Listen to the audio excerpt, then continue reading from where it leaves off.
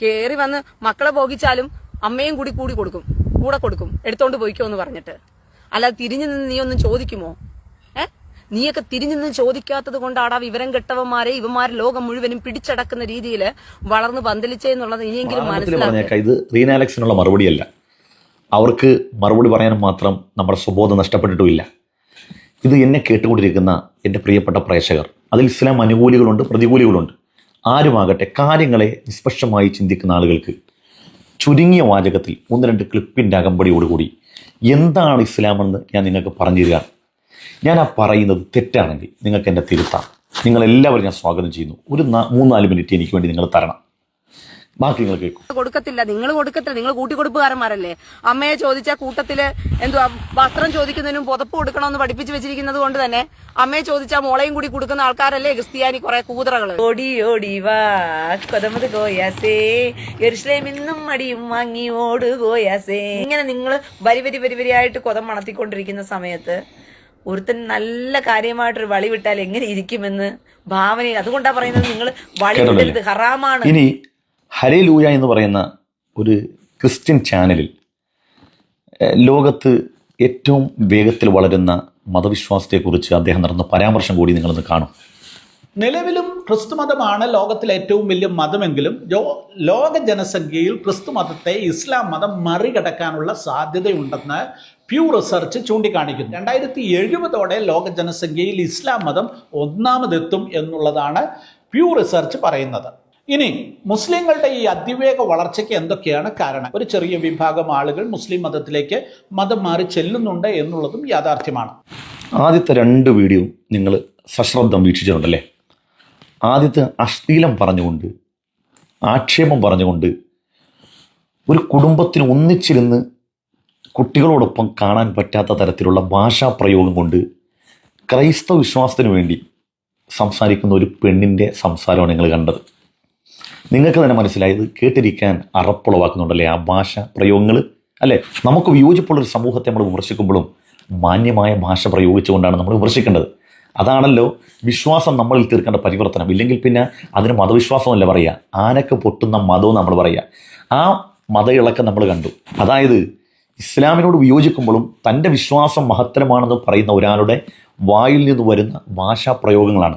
അതായത് അവർ ഉൾക്കൊള്ളുന്ന പ്രത്യയശാസ്ത്രം അവരിൽ തീർത്ത പരിവർത്തനത്തിൻ്റെ പ്രതിഫലനങ്ങളാണ് അവരിൽ കാണുന്നത്. ഇനി ഇസ്ലാം ശരിയല്ല എന്നും പറഞ്ഞ് ഇസ്ലാം വിട്ടു പോയ മറ്റൊരു സ്ത്രീയെ കാണിച്ചു തരാം. അവരുടെ പേര് ഇന്നും മുസ്ലിം നാമമാണ്. ജാബിദ ടീച്ചർ എന്നാണ് അവർ വിളിക്കപ്പെടുന്നത്. അവരുടെ വീഡിയോ ഒന്ന് കണ്ടു നോക്ക്.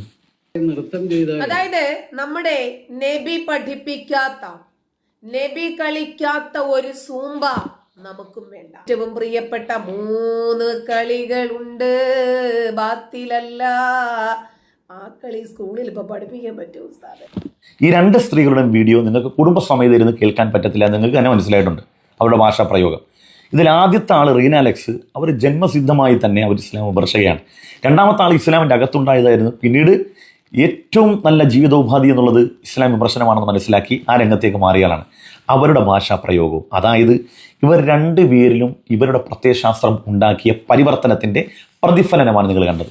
ഇനി നമുക്ക് ഇസ്ലാമിൻ്റെ അകത്തേക്ക് വന്ന, അഥവാ ക്രിസ്തുമതത്തിൽ ജനിച്ച് ജീവിച്ച് ഒടുവിൽ ഇസ്ലാമിലേക്ക് കടന്നു വന്ന ഒരു സ്ത്രീയുടെ വീഡിയോ നമുക്കൊന്ന് കാണാം.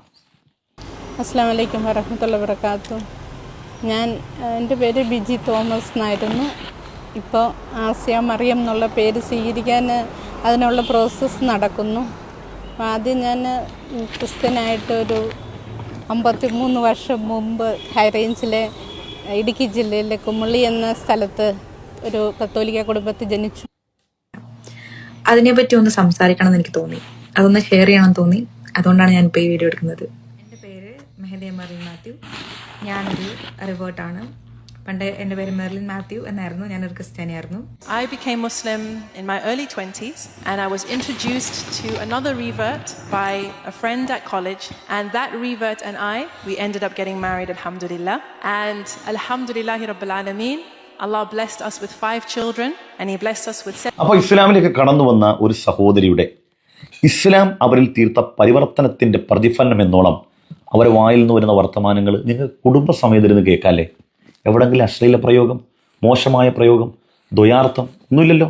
എല്ലാവർക്കും ഇരുന്ന് ഒരുപോലെ കാണുകയും കേൾക്കുകയും ആസ്വദിക്കാൻ കഴിയുന്ന നന്മയുടെ സന്ദേശം. ഓക്കെ, ഇനി ഇസ്ലാമിൻ്റെ അകത്തുള്ള ഒരു പെൺകുട്ടി, ആ പെൺകുട്ടി പറയുന്നതുകൊണ്ട് കേൾക്കുക. നിങ്ങളൊന്ന് നിങ്ങളുടെ താഴ്ന്നവരെ കണ്ടുനോക്കൂ. ഈ ഭൂമിയുള്ളവരോട് നിങ്ങൾ കരുണ കാണിച്ചാൽ ആകാശത്തുള്ളവൻ നിങ്ങളടുത്ത് കരുണ കാണിക്കുന്ന റബ്ബ് പറയുന്നുണ്ട്. അതായത് ഈ ഭൂമിയിലുള്ള ഓരോ മനുഷ്യരോട് നിങ്ങൾ കരുണ കാണിച്ചാൽ നിങ്ങൾക്ക് എത്ര കാലം കരുണ ദൈവം നിങ്ങൾക്ക് തരും.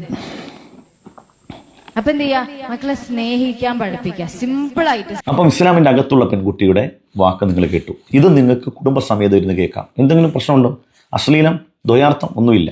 മാന്യമായ സംസാരം, എല്ലാ സമൂഹത്തിനും ഉപകാരപ്പെടുന്ന ഉപയുക്തമായ കാരുണ്യത്തെക്കുറിച്ച് പറയുന്നു. അപ്പോൾ അത് നിങ്ങൾ കണ്ടു കഴിഞ്ഞു.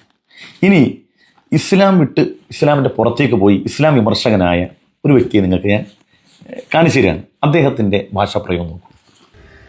പ്രിയപ്പെട്ട നമ്മുടെ സ്വന്തം സുഡാപ്പി സുനിത സൂസു അറിയാൻ വേണ്ടിയിട്ട് നിങ്ങൾക്ക് ഞാൻ ഒരു 48 മണിക്കൂർ തരാം. അതിൻ്റെ ഉള്ളിൽ നമ്മുടെ യൂട്യൂബറായ സുനിത ദേവദാസ് എന്ന് പറയുന്ന ഒരു യുവതിക്കെതിരെ അദ്ദേഹം നടത്തിയ പ്രയോഗങ്ങളും അദ്ദേഹത്തിൻ്റെ ആ കിടത്തും ആ കാട്ടിക്കൂട്ടലൊക്കെ കണ്ടാൽ നമുക്ക് മനസ്സിലാവില്ല എന്താണ് ആക്ടിങ് എന്ന്. ഓക്കെ, ഇനി ഇസ്ലാമിൽ ജനിച്ച് ഒരു വലിയ അതിസമ്പന്നനായ യൂസുഫ് അലി, അദ്ദേഹം ഒരു മതപണ്ഡിതനൊന്നും അല്ല കേട്ടാ, സാധാരണ ഒരു മുസ്ലിമായ മനുഷ്യൻ. അദ്ദേഹത്തിൻ്റെ സംസാരം കൂടി നമുക്ക് കേൾക്കാം. നമ്മൾ ഒരിക്കലും അഹംഭാവിയാകരുത്. മതം പറഞ്ഞ് യാ തക്കബ്ബർ യാ, അഹംഭാവം നടിക്കാൻ ദൈവത്തിന് മാത്രമേ കഴിവുള്ളൂ. നമ്മളൊക്കെ സാധാരണ മനുഷ്യരാണ്. അപ്പോൾ അഹംഭാവം ആര് നടിക്കുന്നുവോ അവനെ സമൂഹത്തിൽ നിന്നും മാറ്റപ്പെടും. നിങ്ങൾ മതത്തെക്കുറിച്ച് പഠിക്കുക. മതം പറയുന്നു നീ സമ്പാദിക്കുന്നതിൽ 2.5% പാവപ്പെട്ടവൻ്റേതാണ്. നീ 100 ഉറുപ്പിക സമ്പാദിച്ചിട്ടുണ്ടെങ്കിൽ, അല്ലെങ്കിൽ 1,00,000 ഉറുപ്പിക നീ സമ്പാദിച്ചിട്ടുണ്ടെങ്കിൽ ഒരു കൊല്ലം, അതിൻ്റെ 2.5% നീ പാവപ്പെട്ടവർക്ക് കൊടുത്തില്ലെങ്കിൽ ഇത് വൈറ്റ് മണിയാണ്. ഇതെല്ലാം നിങ്ങൾ കേട്ടല്ലോ. ഇനി ആദ്യം നിങ്ങൾ കേട്ട വീഡിയോയിൽ റീന അലക്സ് പറഞ്ഞു കേട്ടില്ലേ, ഈ തീവ്രവാദികൾ ഭീകരവാദികൾ ലോകത്തൊക്കെ വളരുകയാണ്. അതിനുശേഷം ഹല്ലേലൂയ എന്ന് പറയുന്ന ന്യൂസ് ചാനലിൽ വന്ന അദ്ദേഹത്തിൻ്റെ ഒരു പരാമർശം, ഇസ്ലാം ഒരുപാട് ആളുകൾ ഇസ്ലാം സ്വീകരിക്കുന്നു, അങ്ങനെയാണ് ലോകത്ത് ഇസ്ലാം വളരുന്നത്, 2050-70 ഏറ്റവും വലിയ മതമായി ഇസ്ലാം മാറുന്നത്.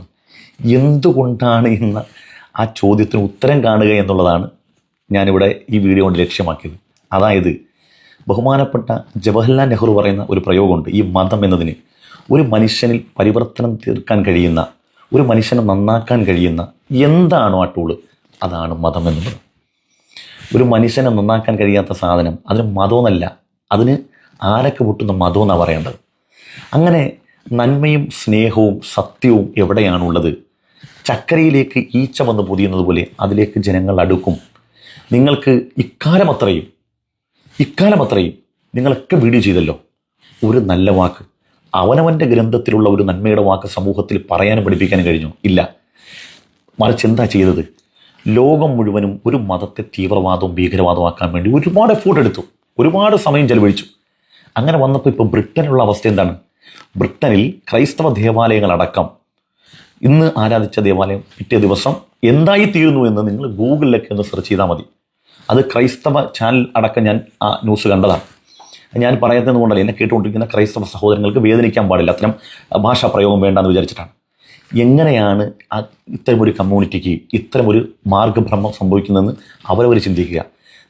നമ്മൾ ഉൾക്കൊള്ളുന്ന നന്മയെ, ആ നന്മയുടെ പ്രത്യയശാസ്ത്രത്തെ, സ്നേഹത്തെ, സ്നേഹവചനത്തെ ജനങ്ങൾ, നമ്മളെ കേട്ടുകൊണ്ടിരിക്കുന്ന അനുവാചകർക്ക് പ്രചരിപ്പിക്കുന്നതിന് പകരം വിദ്വേഷവും തോന്നിയവാസവും അശ്ലീലവും പരിഹാസവും കൊണ്ട് ആരെങ്കിലേക്ക് കീഴ്പ്പെടുത്താമെന്ന് ആരെങ്കിലും വിചാരിക്കുന്നുണ്ടെങ്കിൽ അങ്ങനത്തെ ഒരു തിന്മക്കും ആദ്യമൊക്കെ ഇതിങ്ങനെ സംഭവമായിട്ട് തോന്നുമെങ്കിലും അതിന് വളരാൻ കഴിയത്തില്ല. തിന്മക്ക് ഒരു സ്ഥലത്തും വളരാൻ കഴിയില്ല.